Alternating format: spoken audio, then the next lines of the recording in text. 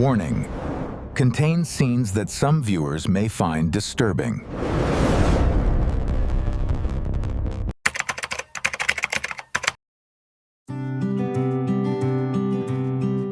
কথায় আছে বিশ্বাসে মিলায় বস্তু তর্কে বহুদূর। আর ঠিক সেই বিশ্বাসের জোরেই নিজের শরীরকে প্রতি বছর উৎসর্গ করেন নিতাই চন্দ্র সরকার। পিঠে বড় বড়শি গেঁথে রক্ত আর যন্ত্রণাকে পেছনে ফেলে শূন্যে ঝুলে পড়েন তিনি। আকাশে ঘুরতে ঘুরতেই চলে তার প্রার্থনা।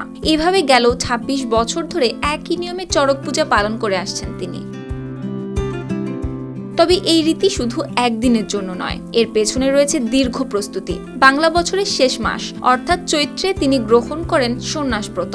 ১ মাস নিরামিষ ভোজন, এক কাপড়ে থাকা, সবকিছু যেন মনকে প্রস্তুত করার জন্য।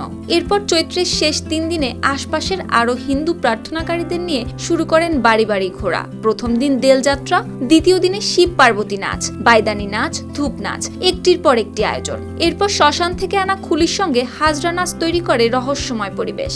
শেষে চড়ক পূজার মূল আকর্ষণ বর্ষি গাঁথার আচারটি চৈত্র সংক্রান্তির দিনই অনুষ্ঠিত হয়। যদিও কিছু এলাকায় তা বৈশাখের শুরুর দিনও দেখা যায়, আর ধামরাইয়ে এটি অনুষ্ঠিত হয় বৈশাখের একদিন পর। এরপর আসে সেই মুহূর্ত যার জন্য অপেক্ষা করে হাজারো মানুষ। চড়ক গাছের নিচে জমে ওঠে ভিড়। এরপর পিঠে গেঁথে দেওয়া হয় বর্ষি। ধীরে ধীরে তাকে তোলা হয় শূন্যে। ১ পাক ২ পাক, কখনো ২১ পাক পর্যন্ত ঘুরতে হয় তাকে। এই কষ্টে ব্যথা লাগে কিনা এমন প্রশ্নে তার মুখে লেগে থাকে শান্তির হাসি।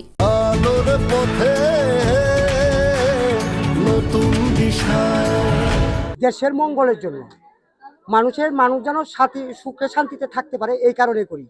আমি কোনো লাভেরই পূজা করি না, আমি করি মানুষের কল্যাণের জন্য, সুখ শান্তির জন্য, কোনো যেন অঘটন না হয়, সেই কারণে এই পূজাটা করি।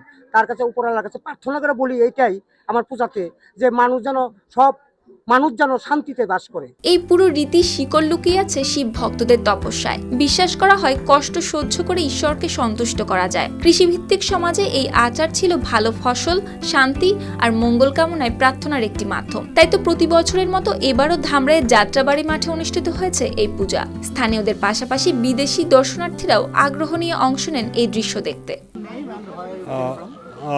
My name is Andrei. I'm from Russia. I heard previously that it's a very interesting festival, very unusual for our Russian culture. প্রতি বছরের মতো এবারও চড়ক পূজা শেষ হয় মানুষের কল্যাণ ও শান্তির প্রার্থনায়। আর নিতাইয়ের মতো ভক্তরা যেন আবারও মনে করিয়ে দেন, বিশ্বাস যত গভীর হয় কষ্ট ততটাই ভক্তির অংশ হয়ে ওঠে।